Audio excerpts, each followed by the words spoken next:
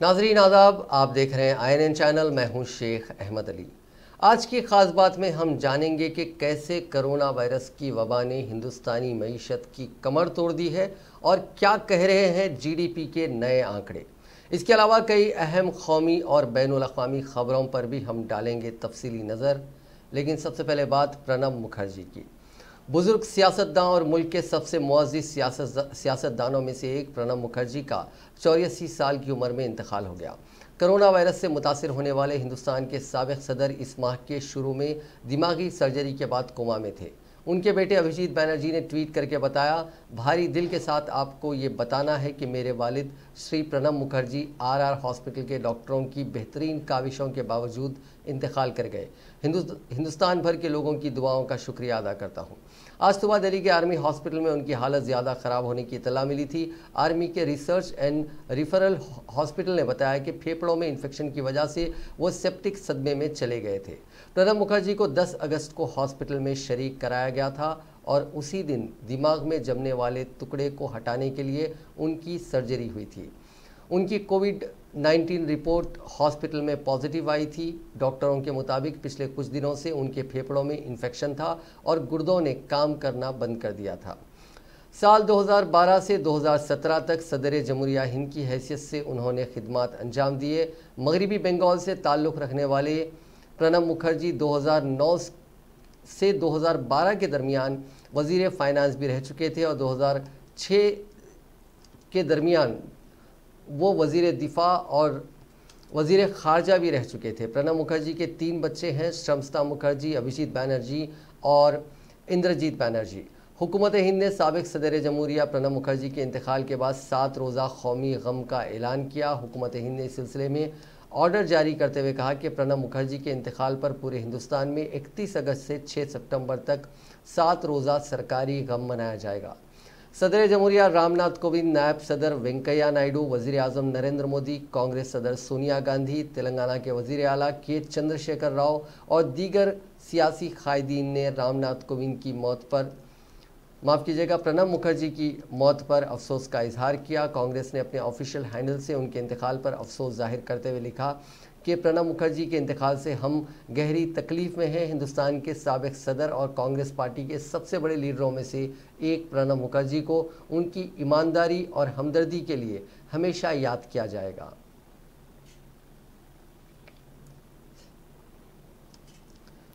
Corona के चलते माशी तरक्की की शरह यानी GDP ग्रॉस डोमेस्टिक प्रोडक्ट के मोर्चे पर हिंदुस्तान को ज़बरदस्त झटका लगा है।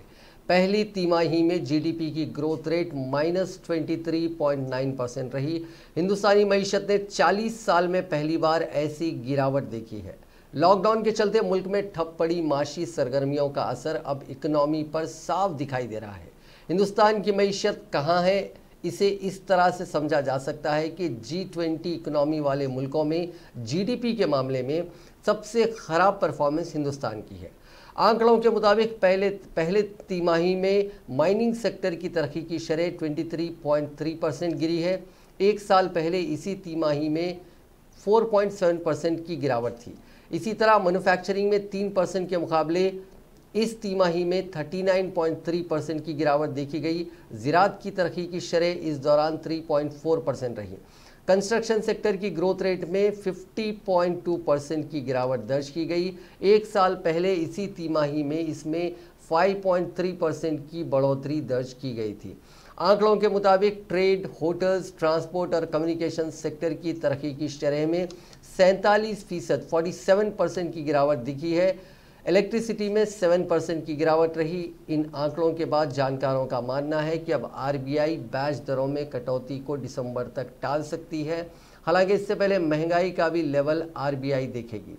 मरकजी हुकूमत ने पीर के रोज़ लॉकडाउन तिमाही यानी अप्रैल से जून 2020 के GDP आंकड़े जारी किए।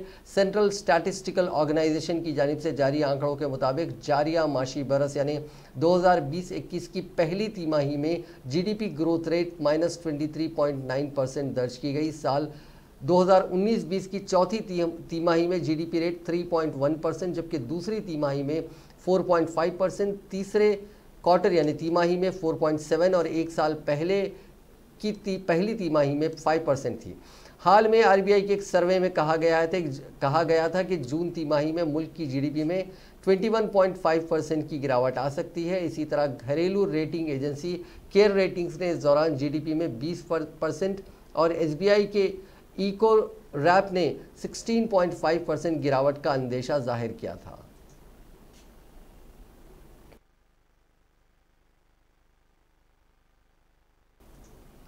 जीडीपी के इन गिरते आंकड़ों पर कांग्रेस पार्टी ने अपने शदीद रद्द-ए-अमल का इजहार किया है। कांग्रेस का इल्जाम है कि कोरोना वायरस वबा का तो सिर्फ बहाना है, जबकि मुल्क की मईशत तो पिछले 6 सालों से लगातार गिरती ही जा रही है। एक बात ये याद रखने वाली है कि ये सिर्फ कोविड और सिर्फ कोरोना के नाते नहीं हुआ है, ये लॉकडाउन और कोरोना के नाते नहीं है। हाँ, इसने आग में घी डालने का काम किया है, लेकिन ये संकुचन पहले से शुरू हो गई थी, ये गिरावट पहले से शुरू हो गई थी। जीडीपी कोरोना के पहले 7 तिमाही से लगातार गिर रहा था। वित्तीय वर्ष 17 से लगातार गिर रहा था। 17 के वित्तीय वर्ष में जीडीपी की ग्रोथ 8.3 थी, जो गिरते गिरते 4.2 हो गई। नोटबंदी के बाद से लेकर अभी तक जो पिछला वित्तीय वर्ष बीता है, आधी हो गई है हमारी आर्थिक वृद्धि की जो ग्रोथ है, जो वृद्धि होती है। तो कहीं पर इसका, और कोविड के पहले ही बेरोजगारी 45 साल में सबसे ऊपर पहुंच गई थी, आर्थिक मंदी अपना पैर जमा चुकी थी। तो कहीं पर यह सरकार की विफलताओं का परिणाम है, क्योंकि बाकी देशों में इसका इफेक्ट हुआ है पर इतना बुरा नहीं हुआ है जितना हमारे देश में हुआ है। और इसका सिर्फ और सिर्फ एक और कारण है, और चिदम्बरम जी ने यह बिल्कुल सही कहा कि कहीं पर सरकार की आनाकानी, कहीं पर सरकार का बहानेबाजी, कहीं पर सरकार का सुर्खियां बटोरना ही इसका कारण है। राजकोषीय सहायता नहीं मिली, फिस्कल मेजर्स बहुत कम आए, जवानी जमा खर्च हुआ, आरबीआई पर बोझ लाद दिया गया। आरबीआई ने ऋण की दर घटाई, तरलता बढ़ाई, आरबीआई ने डिविडेंड दिया, लेकिन आरबीआई से लोन मिलता है और इतनी आशंका के वक्त कोई लोन लेने को तैयार नहीं। और इसीलिए अगर आप देखिए तो हमारी जो ऋण की गति होती है वो भी धीमी हो गई, उसका सिर्फ 5.4%, क्रेडिट ग्रोथ जो कहते हैं वो सिर्फ 5.4% हुई है। सरकार के सामने सिर्फ एक उपाय है, और वो उपाय है कि आप लोगों को के माध्यम से उपभोग बढ़ाइए, लोगों की किसी ना किसी तरह से इनकम बढ़ाइए।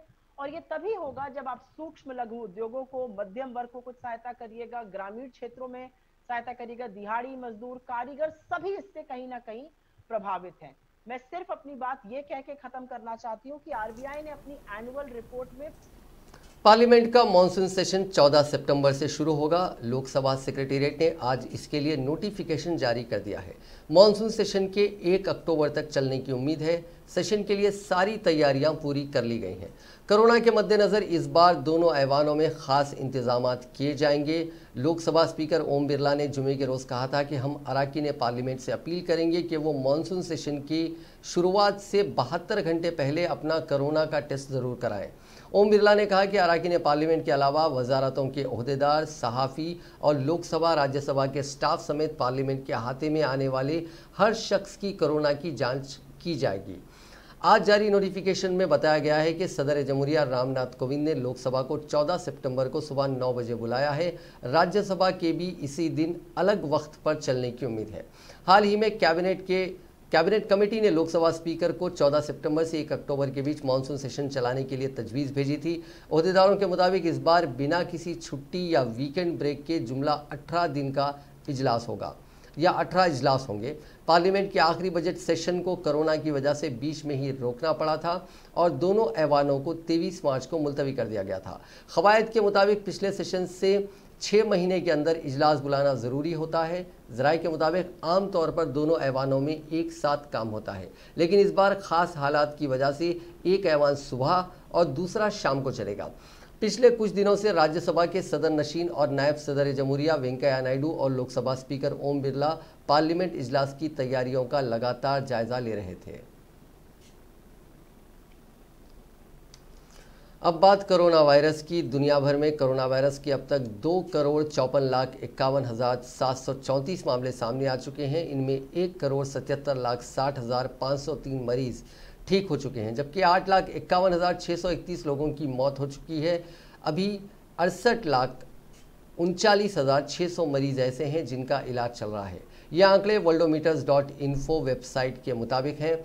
वहीं इंडोनेशिया में कोरोना वायरस का इन्फेक्शन तेजी से फैल रहा है। मुल्क के डॉक्टर्स एसोसिएशन के मुताबिक कोरोना मरीजों के इलाज में जुटे 100 डॉक्टरों की इन्फेक्शन से मौत हो चुकी है। कई अस्पतालों ने इंतबाह दिया है कि वो पूरी कैपेसिटी से चल रहे हैं और उनके पास अभी कोई जगह नहीं बची है। इतवार को मुल्क में 2858 नए मामले आए थे। वजारत सेहत के मुताबिक अगस्त में इन्फेक्शन बढ़ा है। पहले जकार्ता में बार और नाइट क्लब खोलने की तैयारी थी, लेकिन इन्फेक्शन बढ़ने की वजह से रोक दिया गया।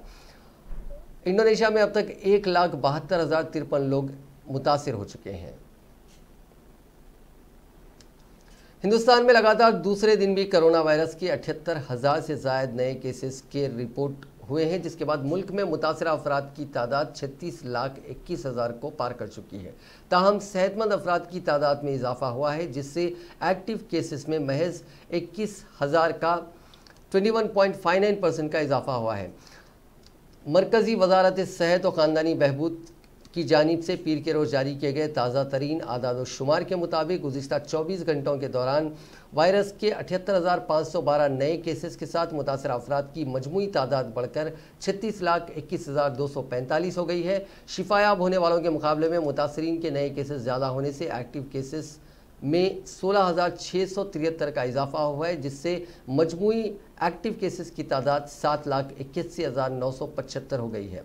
हिंदुस्तान में मजीद 971 कोरोना मुतासरीन की अमवात से हलाक शुदगान की मजमूई तादाद 64,469 हो गई है। मुल्क में एक्टिव केसेस की शरह 21.59%, शिफायाबी की शरह यानी रिकवरी रेट 76.63%, जबकि मोर्टेलिटी रेट अमवात की शरह 1.78% है। तेलंगाना रियासत में कोरोना के केसेस में मामूली कमी देखी गई। गुज़िश्ता 24 घंटों के दौरान कोरोना वायरस के 1873 मुस्बित केसेस दर्ज हुए और 9 अफराद की मौत हो गई। इससे रियासत में कोरोना केसेस की कुल तादाद 1,24,963 हो गई है। इसी तरह हलाकतों की तादाद 827 हो गई है। GHMC के हुदूद में 360 केसेस दर्ज हुए हैं। Directorate General of Civil Aviation DGCA ने बैनुल अक़वामी परवाज़ों पर पाबंदी में 30 सितंबर तक तौसी कर दी है। डायरेक्टरेट जनरल ने आज एक सर्कुलर जारी किया, जिसमें 31 अगस्त से 30 सितंबर तक इस सिलसिले में जारी ऑर्डर की मुद्दत में तौसी की गई है। उसने वाज़ेह किया है कि इस हुक्म का इतलाक़ कार्गो तैयारों और खुसूसी इजाज़त याफ्ता परवाज़ों पर नहीं होगा। नेज़ मुंतखब रूटों पर बाकायदा बैनुल अक़वामी परवाज़ों की इजाज़त दी जा सकती है। काबिल ज़िक्र है कि कोविड-19 के फैलाव को रोकने के लिए 22 मार्च से मुल्क में बैनुल अक़वामी परवाज़ें बंद हैं। घरेलू परवाज़ों पर भी 25 मार्च से पाबंदी आई थी, लेकिन 25 में से महदूद तादाद में घरेलू परवाज़ें शुरू कर दी गई हैं। कांग्रेस के साबिक़ सदर राहुल गांधी ने वज़ीर आज़म नरेंद्र मोदी की ज़ेर क़यादत भारतीय जनता पार्टी की हुकूमत को कटघरे में खड़ा करते हुए इल्ज़ाम आयद किया कि उसने गैर मुनज़्ज़म सेक्टर पर हमला करके मुल्क की मईशत को बर्बाद कर दिया।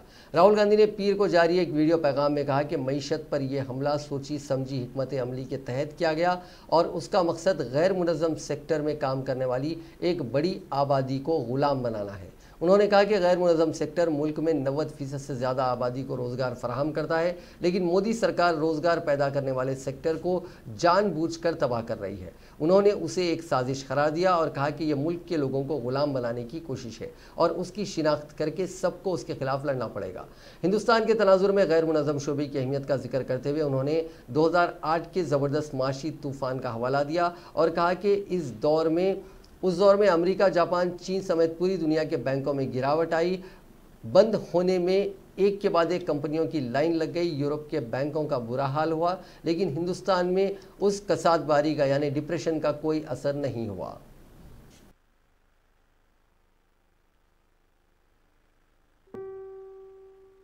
बीजेपी की सरकार ने असंगठित अर्थव्यवस्था पर आक्रमण किया है और आपको गुलाम बनाने की कोशिश की जा रही है। 2008 में जबरदस्त आर्थिक तूफान आया, पूरी दुनिया में आया, अमेरिका में, जापान में, यूरोप में, चाइना में, सब जगह आया। अमेरिका के बैंक गिर गए, कंपनियां बंद हो गई, एक के बाद एक कंपनी की लाइन लग गई, बंद हो गई। यूरोप के बैंक गिरे, मगर हिंदुस्तान को कुछ नहीं हुआ। यूपीए की सरकार थी, प्रधानमंत्री जी के पास गया और मैंने उनसे पूछा, मनमोहन सिंह जी बताइए पूरी दुनिया में आर्थिक नुकसान हुआ है, हिंदुस्तान को कोई असर नहीं हुआ। कारण क्या है? मनमोहन सिंह जी ने कहा, राहुल, अगर हिंदुस्तान की अर्थव्यवस्था को समझना चाहते हो तो यह समझना होगा कि हिंदुस्तान में दो अर्थव्यवस्थाएं हैं। पहली असंगठित अर्थव्यवस्था और दूसरी संगठित अर्थव्यवस्था। संगठित अर्थव्यवस्था में बड़ी कंपनियां, नाम आप जानते हो। असंगठित अर्थव्यवस्था में किसान, मजदूर, छोटे दुकानदार, मिडिल साइज कंपनीज। जिस दिन तक हिंदुस्तान का असंगठित सिस्टम मजबूत है, उस दिन तक हिंदुस्तान को कोई भी आर्थिक तूफान छू नहीं सकता। अब आज के दिन आते हैं।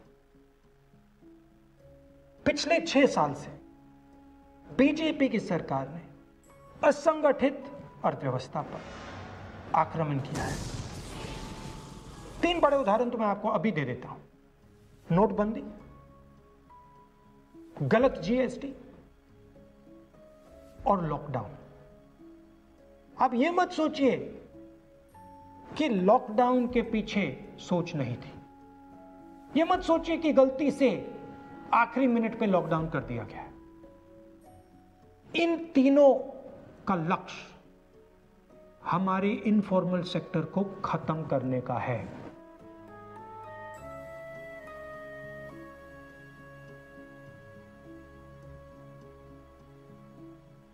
प्रधानमंत्री जी को अगर सरकार चलानी है, मीडिया की जरूरत है, मार्केटिंग की जरूरत है। मीडिया और मार्केटिंग 15-20 लोग करते हैं। इनफॉर्मल सेक्टर में पैसा है, लाखों करोड़ रुपए, जिसको ये लोग छू नहीं सकते।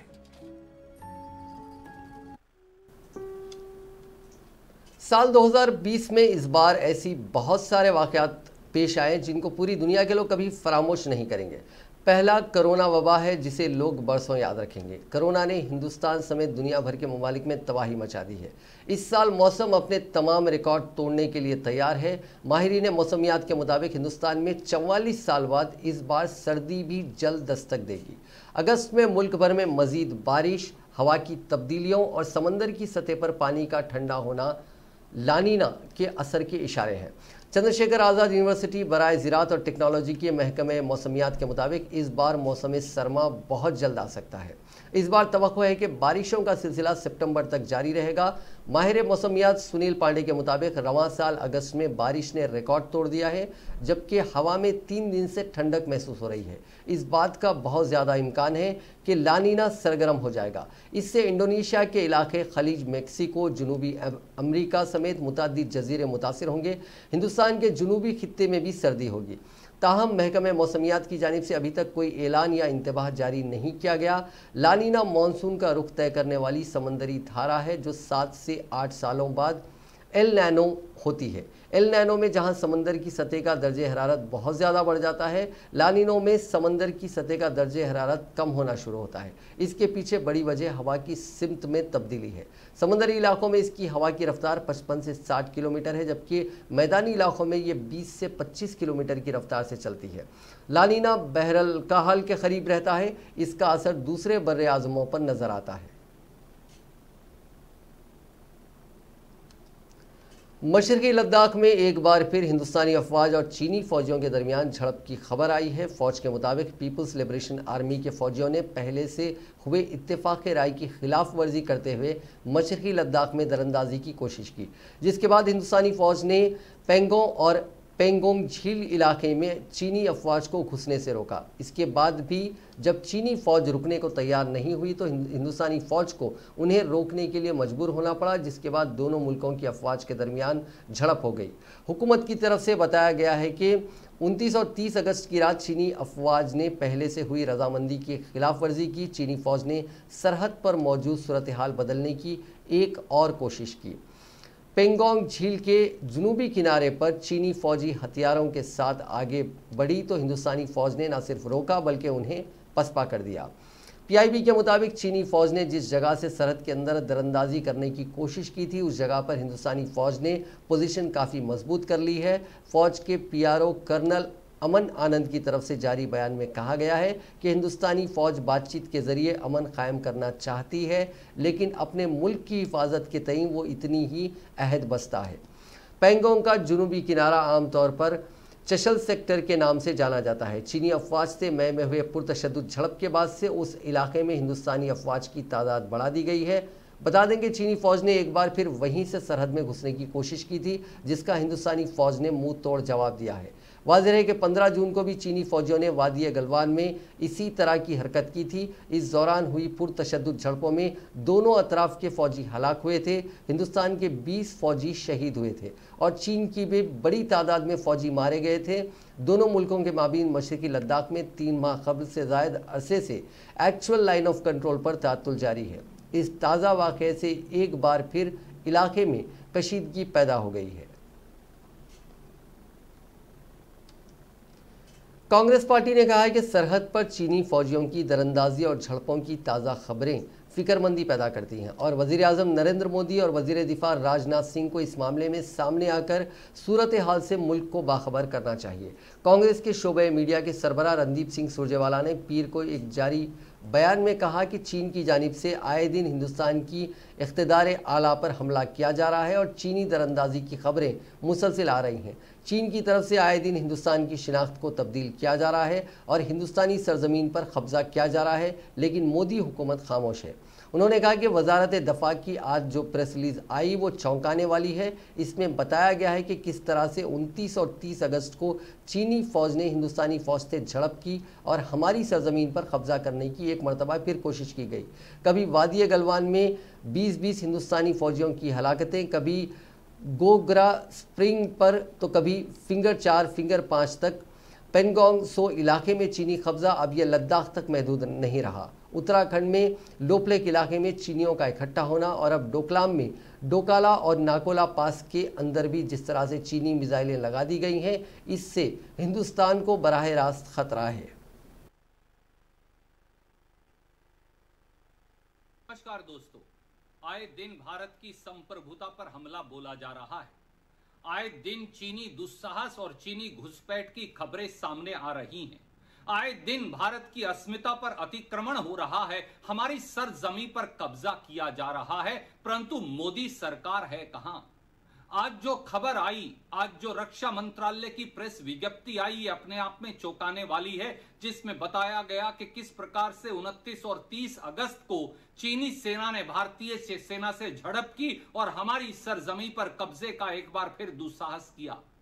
कभी गलवान वैली में 20-20 भारतीय सैनिकों की वीरगति, कभी गोगरा स्प्रिंग्स पर चीनी कब्जा, कभी फिंगर 4 से फिंगर 8 तक चीनी कब्जा, कभी पेंगोंग सो लेक इलाके में चीनी कब्जा, कभी डेप्सांग प्लेन्स के अंदर चीनी कब्जा, और अब यह लद्दाख तक सीमित नहीं रहा।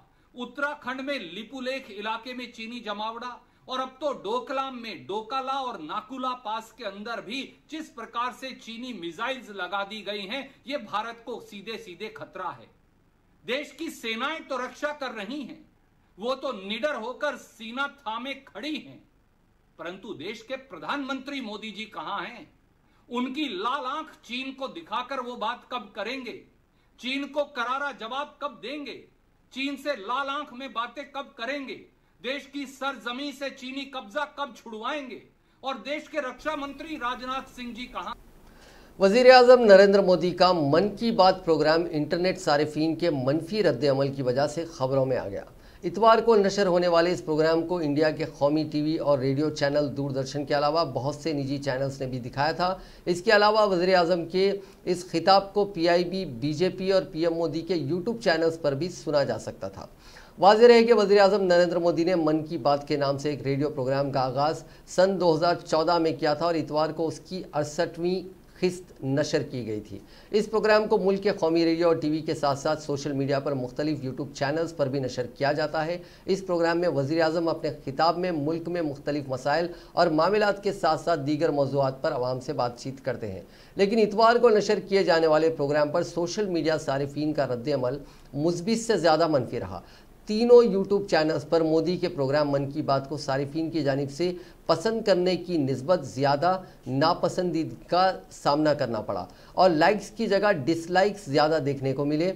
सोशल मीडिया सारिफीन के इस रद्द अमल को गैर मामूली समझा जा रहा है, क्योंकि इससे कबल मन की बात के बारे में सामाईन का रवैया इतना मनफी नहीं था। ऐसी सूरत हाल में एक बहस ने जन्म लिया है कि इसकी वजह क्या हो सकती है। इतवार को मन की बात प्रोग्राम की यूट्यूब वीडियो पर इंटरनेट सारिफीन का रद्द अमल शुरू से ही सुस्त था। ये प्रोग्राम सुबह के वक्त नशर किया गया था, लेकिन रात गए तक सारिफीन ने इसमें दिलचस्पी जाहिर न की। गुज़िश्ता रोज़ से अब तक भारतीय जनता पार्टी के सरकारी यूट्यूब चैनल पर मन की बात प्रोग्राम को तकरीबन 11 लाख सारिफीन ने देखा। इस प्रोग्राम को इस चैनल पर सिर्फ 45,000 अफराद ने पसंद किया, जबकि 3,54,000 ने उसे नापसंद किया। ये वाज़ेह है कि ये फ़र्क काफ़ी बड़ा है। इसी तरह वज़ीर-ए-आज़म नरेंद्र मोदी के अपने यूट्यूब चैनल नरेंद्र मोदी पर सिर्फ 6,41,000 अफराद ने इसे सुना, जबकि यहाँ भी इस वीडियो को 32,000 सारिफीन ने पसंद किया और 73,000 ने नापसंद किया। इसी तरह PIB के यूट्यूब चैनल पर मन की बात को सिर्फ 1 लाख अफराद ने देखा, जबकि महज 3,700 अफराद ने उसे पसंद किया, जबकि 9,000 ने उसे नापसंद किया। इतवार को वज़ीर-ए-आज़म मोदी ने मन की बात में आवाम से खिताब करते हुए ओनम फेस्टिवल के बारे में बात की और इंडियन ताजिरों को खिलौनों के बारे में आलमी मंडी में मौक़े तलाश करने की तजवीज़ पेश की। मुल्क में मकामी सतह पर खिलौनों की तैयारी पर जोर देते हुए वज़ीर-ए-आज़म ने कहा कि आलमी मंडी में खिलौनों की सनत 7 लाख करोड़ से तजावुज़ कर गई है, लेकिन इतने बड़े कारोबार में इंडिया का हिस्सा बहुत कम है। इसके अलावा वज़ीर-ए-आज़म ने यह भी कहा कि सॉफ्टवेयर डेवलपर्स को इंडिया में कंप्यूटर गेम्स भी बनानी चाहिए। उन्होंने कहा कि हमारे मुल्क में ख्यालात और तसव्वुरात मौजूद हैं। वर्चुअल रियलिटी गेम्स और खिलौनों का किरदार बहुत अहम है और अब वक्त आ गया है कि हर एक मकामी सतह पर तैयार करदा खिलौनों की तशहीर करे। लेकिन लगता है लोगों को वज़ीर-ए-आज़म की खिलौने वाली बात ज़्यादा पसंद नहीं आई और कांग्रेस पार्टी ने भी वज़ीर-ए-आज़म पर तनकीद की थी और कहा था कि उन्हें JEE और NET इम्तिहानात के बारे में तुलबा से बात करनी चाहिए थी। मरकज़ की मोदी की क़यादत वाली हुकूमत ने इन तमाम अफसरान और मुलाजमीन के काम का जायज़ा लेने के लिए हिदायत जारी की हैं जो हुकूमत में 30 साल से ज़ायद मुलाजमत कर चुके हैं। मुताल्लिक़ा वजारत के मुताबिक ये कोई नया कानून नहीं है, बस इस पर अमल करने के लिए कहा गया है। वजारत ने 28 अगस्त को एक सर्कुलर जारी किया जिसमें हुकूमत के इस कानून का हवाला दिया गया, जिसमें तहरीर है कि अवामी मफाद में हुकूमत किसी भी सरकारी मुलाजिम को वक्त से पहले रिटायर कर सकती है और रिटायर करने की वजह कारकर्दगी और बदउनवानी हो सकते हैं। इस सर्कुलर में ऐसे तमाम मुलाजिमीन के काम का जायज़ा लेने के लिए कहा गया जिनकी मुलाजिमत का वक्फा 30 साल हो चुका है। उनके अलावा उन सरकारी मुलाजिमीन की मुलाजिमत के रिकॉर्ड का भी जायज़ा लेने के लिए कहा गया जिनकी उम्र 55 साल से ज़ायद हो गई है। वाज़ेह है कि सर्कुलर के जारी करने का मकसद सरकारी मिशनरी को चुस्त दुरुस्त बनाए रखना है और इससे सरकारी कामकाज में अहलियत बढ़ेगी। इस मकसद की हुसूली के लिए हुकूमत के पास मुलाजमीन को वक्त से पहले रिटायर करने का हक़ है। इस सर्कुलर में ये वाज़ेह तहरीर है कि हुकूमत को ये हक़ हासिल है कि वो मुलाजिम के ज़रिए काम ठीक ना करने की सूरत में उसको रिटायर कर सकती है।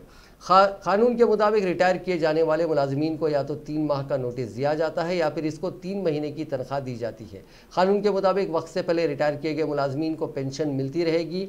इसमें उन सीनियर अफसरान को सबसे ज़्यादा नुकसान होता है जिनको आखिरी सालों में तरक्की यानी प्रमोशन मिलनी होती है। इस सर्कुलर के बाद सरकारी मुलाजिमीन में नौकरी जाने का खौफ है और उनको ऐसा महसूस हो रहा है कि वबा के इस दौर में हुकूमत की जो इक़्तिसादी हालत है उसमें कहीं उनकी नौकरी ना चली जाए।